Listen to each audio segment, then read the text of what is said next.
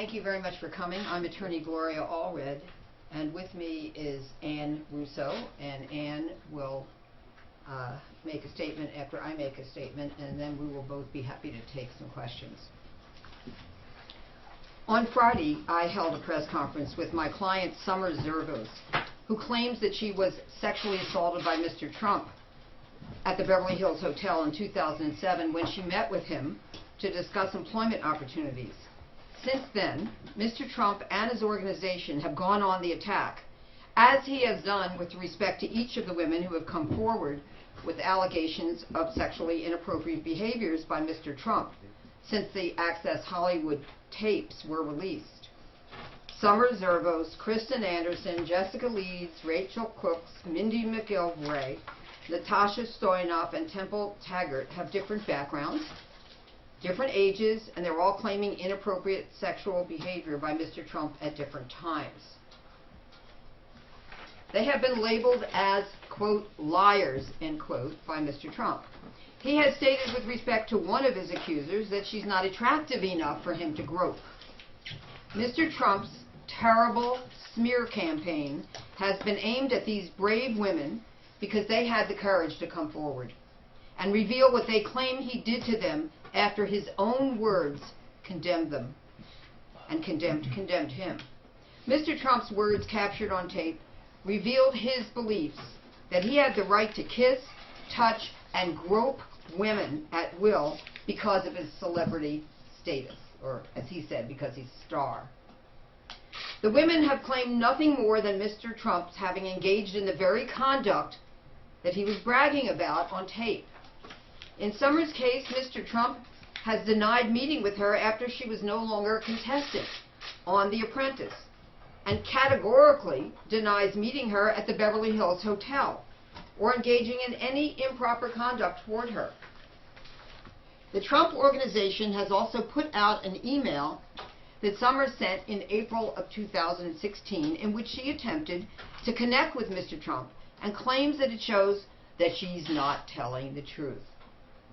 They have also put out a statement by Summer's cousin, John Barry, that indicated that Summer was a Trump supporter and that she never suggested any improper conduct on Trump's part to him. After the news conference on Friday, I was contacted by a woman who is here with me today, Ann Russo. Ann Russo is a licensed clinical social worker who was friends with Summer for several years before Ann moved to another state. They had not been in touch for some time. Ann came forward because she remembers that in 2010, Summer told her that Mr. Trump had been verbally, physically, and sexually suggestive with her. What is also important is that Summer told Ann that she was conflicted about Mr. Trump's behavior, that although she was troubled by it, that she felt that it did not reveal his character, and that she still admired him and wanted to work for his organization. Ann, who is a licensed clinical social worker, states that it's common for rape victims and sexual assault victims to have conflicted feelings about the person that victimized them if they previously held a positive image of that person. Summer always wanted to give Mr. Trump the benefit of the doubt and continued to believe that his alleged conduct towards her was not indicative of his character, but rather something that he did in the moment, that he was probably ashamed of his behavior, and that he would not repeat it. She had no idea that his core belief system was that he was entitled to engage in sexually inappropriate behavior with women to whom he was attracted. When Summer heard Mr. Trump's own words, which were publicly revealed on October 8, 2016, in the Access Hollywood tapes, she realized that the man that she admired and that she thought she knew was someone who believed that women were there for his sexual pleasure, and that what allegedly happened to her was entirely consistent with Mr. Trump's spoken words. This is what prompted her to come forward. With regard to Summer's cousin, John Barry, and his statements about her, Summer does not wish to further fracture family relationships and cause an even wider rift. However, we are revealing several of his text messages to her in which he points out that he considers himself a, quote, loser, end quote, and that he believes Summer's father fired him from the restaurant where he was working. We think that Summer's cousin may harbor ill will towards Summer and her family, and that may explain his public statements. So I'll now read his texts, and I provided a copy to you. Out of courtesy to him, we have not revealed his entire phone number, but we have it on the text. So I'm not sure in what order these were sent, but I'm reading them to you. And, you know, this was some months ago. This is John speaking, and then I will tell you Summer's response in the text. Can you let, we blacked out the name, know, too, that I'm okay. I started puking around 2 in the morning. I woke up at 2:30 today. I understand if I'm fired.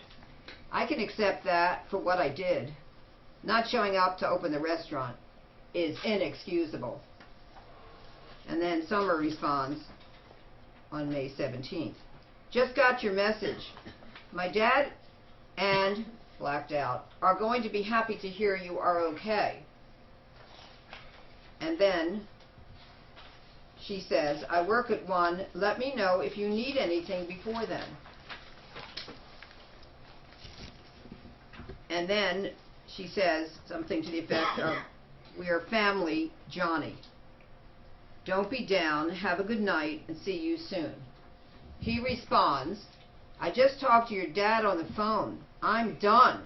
He fired me, and I don't blame him. And Summer responds, I will see my cousin Johnny on Saturday. Pretend this did not happen. When you get another job, you can quit. And then John responds, I just talked to Andy and I thought I was fired. Please call him. And then there's a response, something to see you. And then John says, thank you, Summer. I love you. I'll see you Saturday. I appreciate you keeping me on board. This will be my last F up. He said the word, I won't. I promise. You are the best leader I've ever seen. Honestly, it's no surprise how you made The Apprentice. You absolutely blow my mind. You're amazing.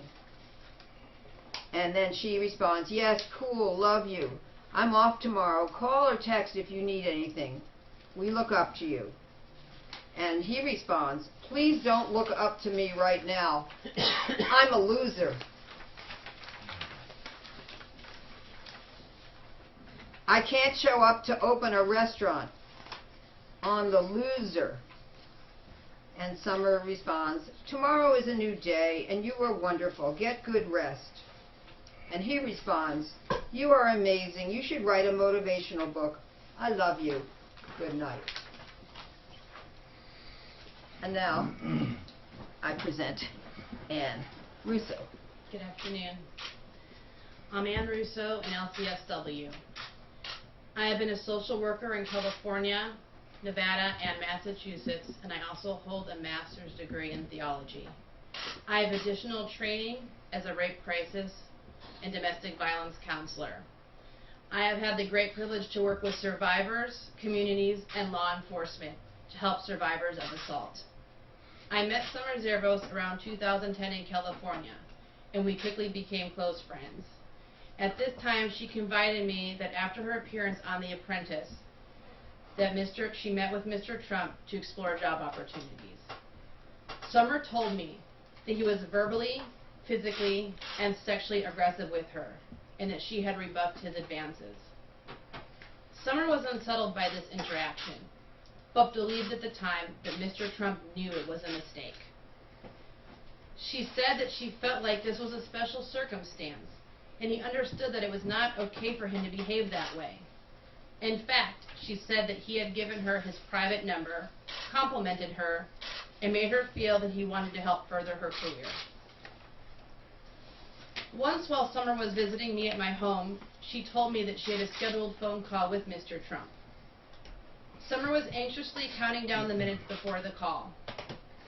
When the call took place, I did not hear the conversation, but immediately afterwards, Summer told me that Mr. Trum said that he could not offer her a position and he was laying off thousands of employees at the time. Summer did not exhibit any negative response to that news or to what she said Mr. Trump's inability to help her. When Summer told me about Mr. Trump's sexually inappropriate behavior towards her, it was apparent she was conflicted about what Mr. Trump had done to her. She had difficulty reconciling how a man she had so much respect for as a businessman could behave in such a callous manner. She felt betrayed.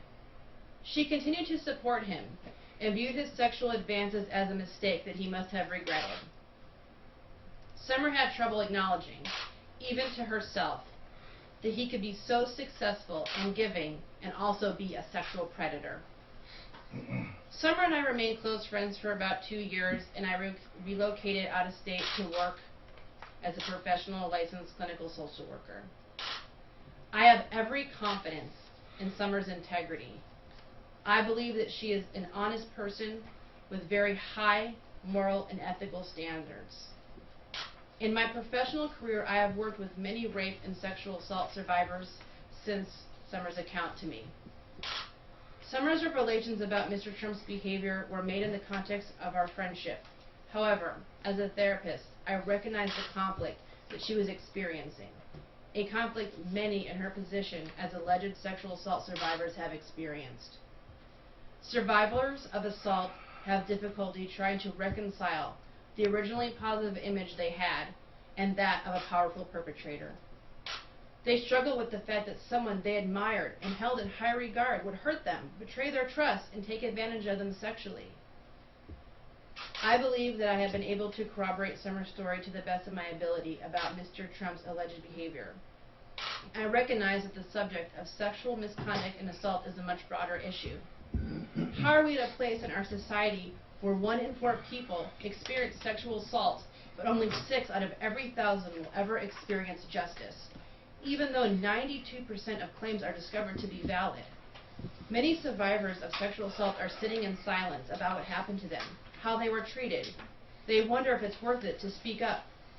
Too often, when a sexual assault survivor speaks out, they are torn apart for it, called names, discredited, and commonly blamed for the assault they experienced. They are left with additional trauma, which can include depression, anxiety, and self-blame. They are often not believed or comforted, while their perpetrators go on living as though nothing has happened. That is why I'm sitting here today to stand with Summer Zervos. I believed her 6 years ago, and I believe her today. Thank you. Thank you very much.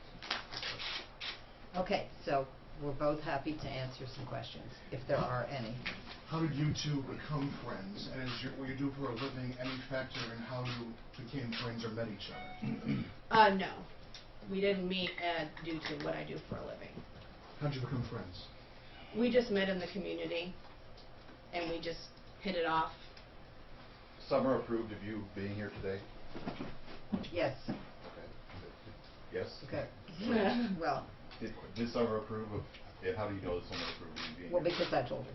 You told Summer approves of her being. Summer not only approves, is very appreciative of the fact that Anne came from a great distance in order to come here today and make her statement. She rode many hours to be here. Who paid for the trip? I did. Are you getting reimbursed? I am not. One of the things that keeps coming up from Trump supporters is they're saying women like Summer are being paid to say what they're saying, or they are seeking some financial gain. How would you respond to that? Well, I only represent Summer. Right. Summer didn't sell her story. Summer has no interest in being paid to say what she's already said. Obviously, she said it at a press conference. Gloria, did And so there's no, and she did not seek, we did not seek, we didn't even tell anybody we represented her, let alone seek to have her compensated. her cousin says that she invited Trump to the restaurant and that he said no. Okay. Can you? Yeah, I really can't comment on that. I don't have enough information about that. But I do have it, but obviously. whatever her cousin says, you know, you can take that in light of the text. But, you know, he didn't come to the restaurant, let's put it that way. Is there a reason she's not here today Yes, she's working. at the restaurant? Yes, she's working, she's doing her job. So I mean, she's trying to live a normal life. She told her story. She's not interested in doing any interviews. And I'm authorized to speak for her and defend her. She's just not, you know, she's doing her job. Just a quick question. So with regard to these text messages, probably not the answer, but I'd like to hear from you. Why are you presenting these text messages? Well, I think they shed light on Mr. Berry and Could you? and what has happened in recent months. We said in our prior statement there appears to be some hostility, and there was even before Summer went public with her allegations against Mr. Trump, some hostility between Mr. Berry and the family, or members, some, with Summer. So, given the prior hostility in the months prior to Summer's having gone public, we thought, and that's now that he appears to be doing a media tour. In fact, he appeared on MSNBC this morning. I thought that these texts were relevant to his motive for speaking out. In addition, of course, we know he's a huge Trump supporter. He said this morning he's going to vote for Trump, and that's his right. But it certainly goes to the issue of what he's saying. I have a question. Yep. How did the text show hostility? Somewhere in the text is actually helping him and talking him off the ledge. Yeah. It seems Well, friendly. I know I'm saying that there was hostility in the last few months prior to Summers having gone public. The texts indicate that there was a rift in the family between him and Summers, and you know, and there was a rift in reference to his employment status and why his employment status was what it was. Was he fired? Well, I'll just let the texts speak for themselves. So why is everyone saying that Summer never told anyone about the alleged assault? That's a good question. I don't know why anyone would say that when we now have 3 witnesses. She's one. We indicated in a prior press conference that she had told her father, and there is one other person whose name we're not revealing, whom she also told. So that's more than some people tell. 3. Can Anne recount the story about how she met Summer? Well, I don't think it's relevant. She met her in the community. What does that mean? I mean that how she met her is not relevant to whether she believes her. How does she know? How does she know her? She met her, and they were friends for 2 years, right? And then Anne moved What's the to story? another state. How did they meet? She doesn't want to go into she's not going into any detail that she feels is not relevant. How would you define community? What does that mean? Well, they were in the same area, geographical area. As a lawyer, would this be considered hearsay and not admissible in a court of law? Okay. Where we are right now is in the court of public opinion.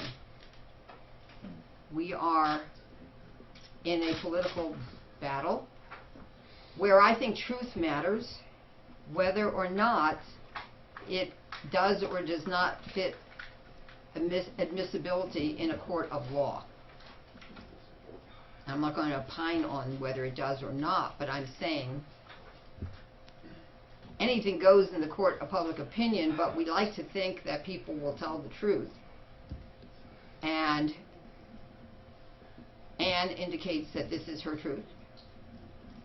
And I have no reason to question it, because these are her. She has very impressive credentials, and it supports Summers' account.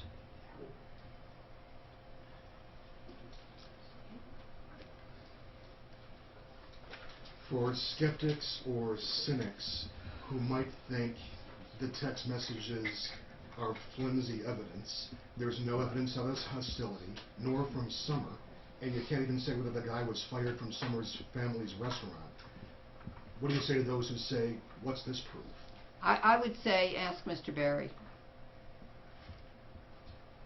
What exactly? about his employment and whether he's still employed at the same place that he was employed at previously, and what was the reason that he is no longer employed there if he's not, and perhaps he can share with you What are you trying any to... facts that he would like to share about that. I think it's fair to say that there's a rift, and that's being very diplomatic. What is the purpose of this news conference today? The purpose of the press conference is to do the following. After we had the press conference on Friday, Mr. Trump's campaign issued a statement by John Berry, Summers' cousin. And you all have a copy of what he said. Essentially, it's questioning her motives and her credibility. And that somehow maybe she wasn't telling the truth because she hadn't told him.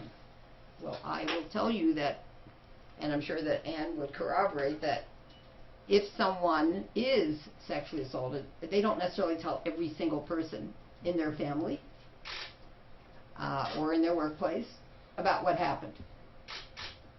They may share it with just a few people or no one at all. So it is not relevant on the issue of whether it happened if she didn't share it with someone. So anyway, the point of the press conference is to say that Mr. Trump's campaign issued the statement that they issued, and we are here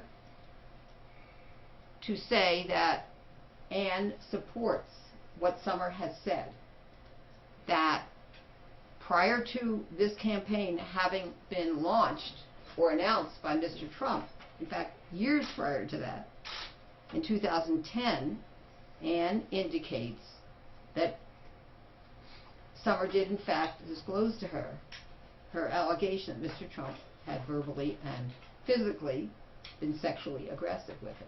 That's the point. In other words, Mr. Berry's statement that somehow,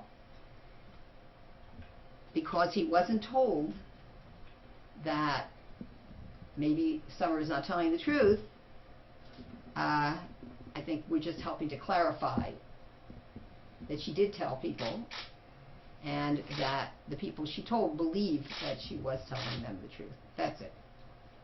And because Mr. Trump himself has attacked many of the accusers, and I can just tell Mr. Trump that if he thinks he's going to intimidate accusers from coming forward by bullying or by trying to find someone who will say something negative about them, it's not going to work, because women will not be bullied into silence. I can assure him that more women will be coming forward. I can assure him that when he said he's the victim, that he's not the victim. I can assure him there's no conspiracy. I have not ever spoken to the other women who have come forward. I do know that women continue to contact me, and I can assure him that more will be coming forward, whether I know them or not. So this is not going to end by his attacking them. How did Anne enter the picture? Since the Berry comment, who called who to do what or offer help or whatever? I actually saw Summer's press conference on Friday, and it brought me to tears, because I had known this, and I kept it inside, knowing that Summer is a very private person, especially, just a private person now. Private about her own personal Her own experience. personal life and her experiences, yes. And immediately she was trashed. Immediately.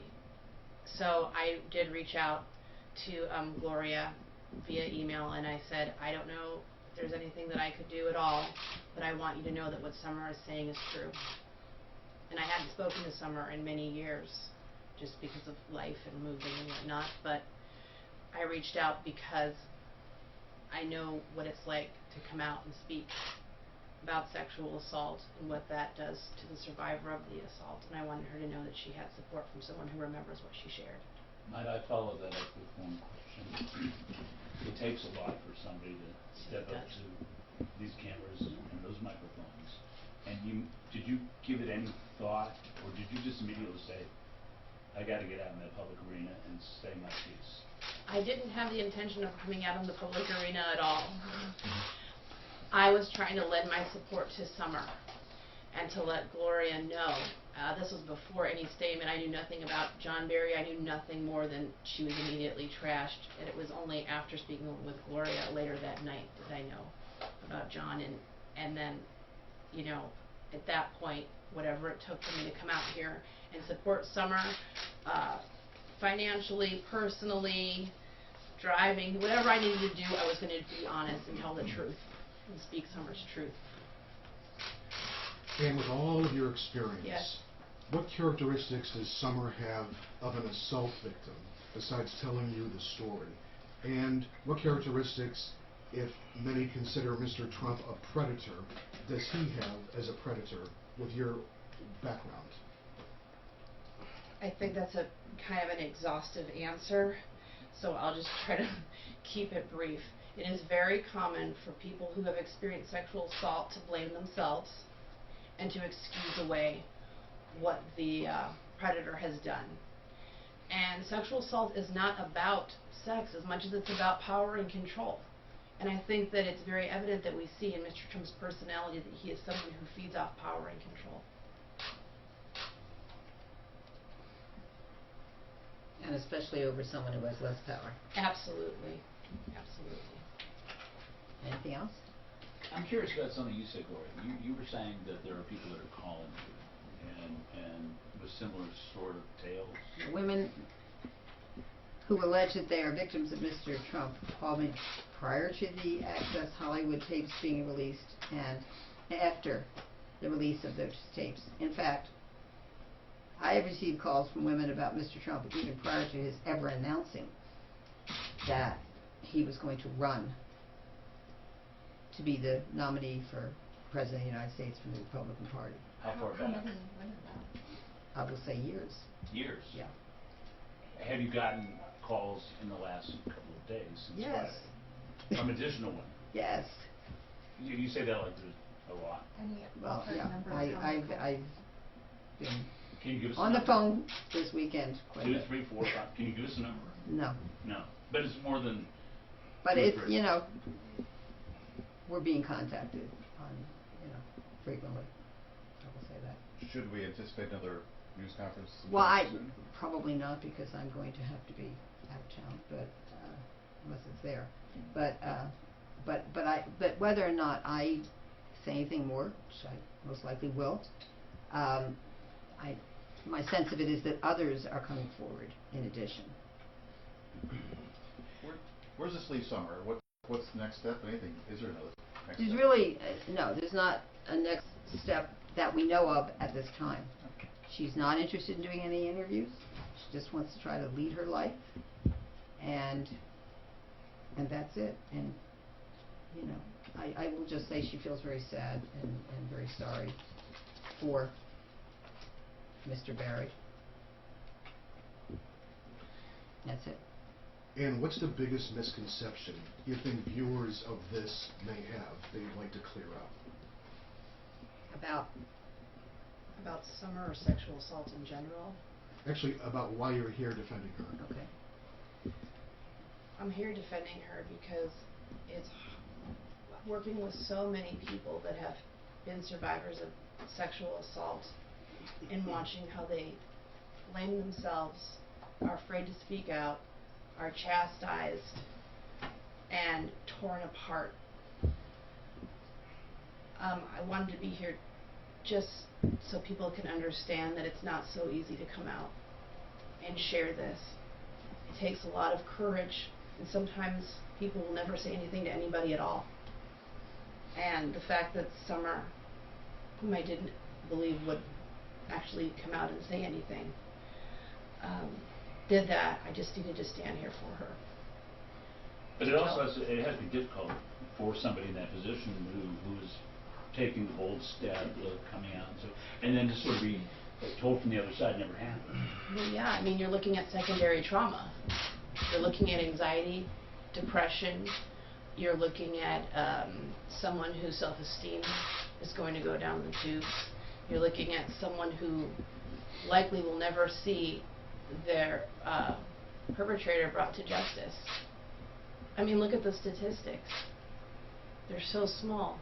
6 people out of 1,000 will ever see justice. There's something very wrong with the way we're viewing sexual assault in our society today. And I'm here for Summer, but I'm also here for anyone who's ever been assaulted, that it's okay to reach out for help and talk to somebody. Have you seen those traits in Summer? Anxiety, depression, everything you just described? Well, we're not. Yeah, I can't comment on that. She's not treating her as a therapist or a licensed clinical social worker. She's just a friend. Hey. Isn't one of the biggest